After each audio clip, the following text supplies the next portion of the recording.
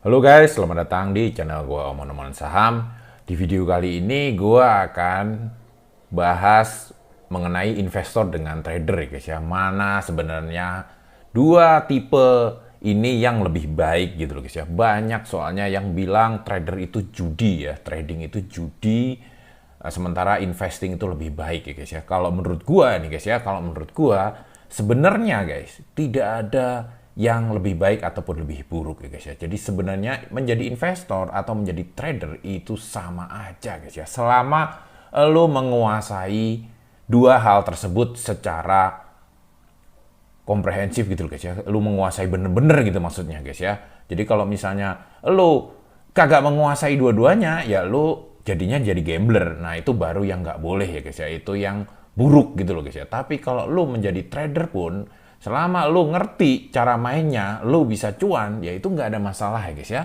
Tidak banyak yang bilang trading itu judi gitu loh. Itu sebenarnya kalau menurut gua itu karena mereka tidak mengerti aja gitu loh guys ya. Tidak mengerti trading itu yang benar seperti apa gitu loh guys ya. Banyak trader-trader juga yang sukses besar itu banyak sekali guys ya. Yang bisa menghasilkan duit ratusan juta, ratusan M, banyak sekali juga trader yang bisa melakukan itu gitu guys ya. Jadi tidak melulu harus menjadi investor gitu guys ya. Jadi trader pun it's okay gitu, selama lu mengerti gitu guys ya. Nah, nanti gue sepanjang video ini gue akan ngejelasin gitu loh guys ya, trader itu gimana, investor itu gimana, supaya lu bisa milih-milih gitu guys ya, kira-kira lu cocoknya jadi apa, jadi investor atau jadi trader guys ya. Nah guys, meskipun gue ini seorang investor jangka panjang guys, dalam jangka pendek gue juga melakukan swing trade gitu loh guys ya. Jadi gue ini sebenarnya bisa dibilang amfibi gitu guys ya, kayak kodok gitu guys ya, setengah-setengah ya.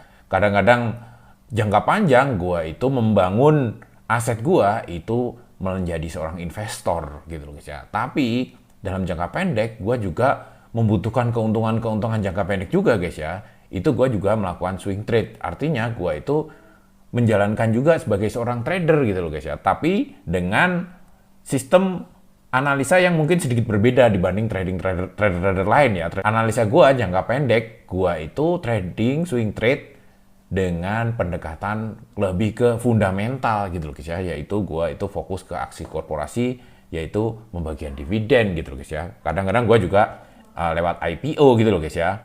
Nah guys, yang pertama guys, gue akan perbandingkan ya trader dengan investor dari sisi waktunya ya guys ya. Kalau udah lu udah pada paham lah guys ya, kalau investor itu lama ya, jangka waktunya panjang, kalau trader itu jangka waktunya pendek gitu loh guys ya. Terus dari sisi resiko juga pasti lu juga udah tahu lah, yang namanya investor itu lebih aman. Kenapa? Kenapa investor lebih aman? Karena investor itu guys, itu jangkanya panjang banget gitu loh guys ya. Dan ada dividen juga gitu loh guys ya. Kalau investor itu lebih fokus, disarankan lebih fokus ke saham-saham yang berdividen. Jadi masa tunggunya itu dia dapat dividen juga gitu loh guys ya.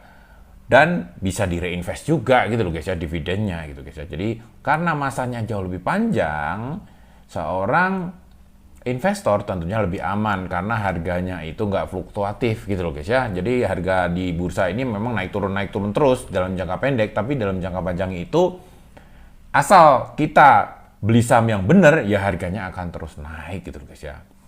Nah itu dari waktu ya guys ya, dari waktu dan dari resiko investor dan trader itu seperti itu ya guys ya.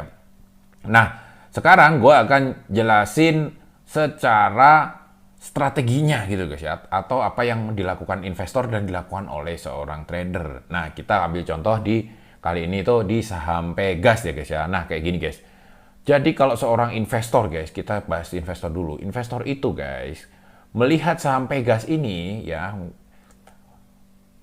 screening dulu ya guys ya, dari berbagai macam saham, melihat ya, lu misalnya lu seorang investor, lu lihat-lihat ya dari tahun 2023 ini guys, 2024 awal ya, itu ternyata laba per lembar EPS itu di Pegas ini dari 51 ya, 51,32 di Q4 dan di Q1 itu 54 ya per lembar. Ternyata di 2024 awal Q1 itu 78.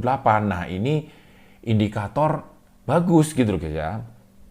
indikator yang menunjukkan bahwa di 2024 ini kinerjanya naik lumayan signifikan gitu loh guys ya. Jadi investor akan membeli saham Pegas ini gitu. Diusahakan investor itu akan berusaha membeli saham Pegas ini di harga yang terbawah gitu loh guys ya. Iya, misalnya ini guys ya. Misalnya ya kinerjanya Q1-nya ini 2024 ya, Q1 sekitar Maret ya, berarti Maret 2024. Nah, ini sesudah Maret nih keluar laporan, melihat nih langsung beli di 1280 gitu loh guys ya. Setelah beli di 1280, investor ini akan terus memegang saham Pegas ini gitu loh guys ya. Si Pegasnya ini ditungguin terus gitu loh guys ya. Ternyata guys di akhirnya di 2024 itu dalam periode 1 tahun ya saham Pegas ini naik, EPS-nya naik guys ya, dari 174 ke 221. Nah ini dengan kenaikan labanya ini ya investor harusnya senang. Karena apa? Karena harapannya harga sahamnya juga naik gitu loh guys ya. Nah kita lihat ya 2024 tuh memang secara growth ya sampai akhir itu naik ya guys ya. Dari awal itu 1100-an, ternyata di tahun 2025 ini sampai puncaknya di 1725 gitu loh guys ya. Nah, investor itu seperti itu gitu loh guys ya. Tapi ini pun tetap hold karena ini baru belum sampai setahun gitu loh guys ya. Baru setahun itu investor itu masih menunggu gitu loh guys ya. Dan investor nanti dari keuntungan yang naik ini, dividennya diharapkan oleh investor itu dividennya dia juga dapatnya lebih tinggi gitu loh ya, lebih banyak gitu loh guys ya. Itulah seorang investor ya. Jadi beli sahamnya itu penyebabnya karena kenaikan gitu, karena fundamental gitu loh guys ya, karena laporan keuangan gitu loh guys ya. Melihat laporan keuangannya bagus ya, cash flow-nya oke ya, dividen rutin, terus labanya lagi naik ya. Akhirnya investor tuh membeli gitu. Setelah membeli, investor itu akan memegang dalam jangka panjang gitu guys ya. Bahkan kalau punya duit dari luar sana ya, dari pekerjaannya, investor akan terus mengakumulasi dengan harapan investor ini mendapatkan pembagian keuntungan dari dividen tahun 2024 ini lebih tinggi gitu guys ya, lebih banyak lagi gitu guys ya. Itu investor. Nah, kalau trader sahamnya sama guys, Pegas, tapi trader ini guys membelinya bukan karena ini gitu guys ya, bukan karena labanya naik gitu guys ya, tapi karena pergerakan harga gitu guys ya, pergerakan harga. Contoh gini, trader itu teknikalnya banyak banget ya guys ya. Ini gue kasih contoh yang paling simpel aja ya, itu pakai MACD dan Bollinger Bands ya. Bollinger Band ini garis rata-rata pergerakan ya guys ya. MACD juga sama. Nah, di MACD ini ya, kalau garis MACD itu melewati garis sinyal kayak gini, nah itu harga cenderung naik gitu guys ya. Ini juga, nah setelah bersinggungan ini harga cenderung naik. Nah, disinilah para investor melihat, para trader itu melihat, oh ini sudah bersinggungan nih gitu guys ya. Si garis sinyalnya, garis MACD-nya sudah lewatin garis sinyal nih. Oh, waktunya beli ini guys ya. Mereka membeli di sini guys ya, lalu menjual di atas ini gitu guys ya. Jadi menjual di harga bawah ini ya. Waktu itu harganya di ya sekitar di mana ini ya? Di ini ya guys ya. 1480 ya guys ya. 1480. Sebentar kemudian di April ya, belinya di awal April, di akhir April udah naik ke pucuk nih guys. 1770. Si trader ini langsung jualan gitu guys ya. Jadi untung dari 14 ke 17 sekitar 300. Nah, setelah jual mereka lompat lagi, mereka nyari lagi gitu guys ya. Jadi jangka pendek gitu guys ya. Untung gitu guys ya. Tapi mereka ngerti kapan beli, kapan jual gitu loh guys ya. Jadi trader itu sebenarnya bisa dibilang bukan judi-judi banget ya guys ya, tapi memang mereka itu ngerti gitu loh guys ya. Ngerti pergerakan rata-rata gitu loh guys. Meskipun ya gak ada jaminan juga ya. Apakah MACD itu ini gitu loh guys ya. MACD setelah menyinggung garis sinyal apakah naik? Gak ada jaminan. Bisa jadi juga drop lagi, bisa aja gitu guys ya.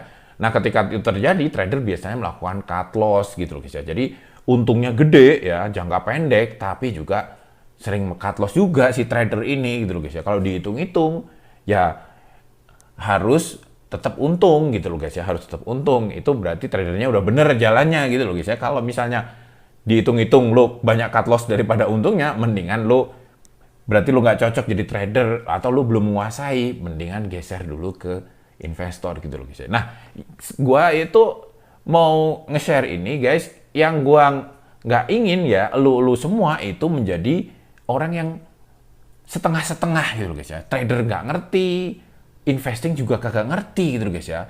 Jadi lu masuk ke bursa, lu cuman ngawur gitu guys ya. Lu melihat Pegas ini, ya harganya, lu kok harganya naik? Lu beli di pucuk sini nih guys. Lu beli di pucuk sini di 1670 atau lu beli di pucuk sini di 170 ini ya. High-nya apalagi di high-nya ya di 1785 ya. Lu beli di 1785 terus lu jualnya di sini gitu guys ya di 1620. Nah, ini yang jangan gitu guys ya. Ini berarti lu nggak ngerti apa, lu belum ngerti gitu loh guys ya. Nah, lu mendingan follow Bang Omon. Nanti pelan-pelan Bang Omon share-share terus, nah nanti lama-lama ngerti gitu guys ya. Itu yang nggak bener yang kayak gitu loh guys ya. Tapi lo mau jadi investor atau lo mau jadi trader, itu dua-duanya tidak ada yang lebih jelek, dua-duanya sama-sama bagus, asalkan lo ngerti kayak tadi gitu. Jadi investor ngerti karena ini fundamentalnya oke. Harga lagi murah ya, dihitung di harga wajar, oh ternyata di bawah harga wajar nih, labanya naik, beli gitu guys ya. Itu investor, beli, hold, jangka panjang, harapannya nanti dalam jangka panjang dapat dividen yang lebih banyak dan harganya juga naik terus gitu, harapannya seperti itu. Nah, trader memakai analisa-analisa teknikal ya, teknikal, pakai MACD, pakai Bollinger Band bisa, pakai MA, terserah macam-macam banget, tapi asal lu ngerti gitu loh guys ya, ngerti bahwa ini harganya bergerak. Ya guys ya, jadi intinya menjadi investor atau menjadi trader, asalkan lu menguasai teknik dan strateginya, itu dua-duanya sama-sama bagus sih guys ya. Yang nggak bagus yang tadi ya, yang ngawur ya, yang ngawur itu nggak boleh ya guys ya. Itu lo harus belajar lagi ya, lo harus Bang Omon sih saranin lo follow Bang Omon gitu guys ya, biar makin pinter gitu guys ya. Nah guys, jadi lo mau jadi trader atau menjadi investor, itu semua kembali ke pilihan masing-masing ya guys ya. Yang penting lo ngerti gitu loh guys ya. Ya oke guys, mungkin kayak gitu dulu guys ya teman-teman kali ini. Sampai jumpa lagi di video selanjutnya. Wassalam.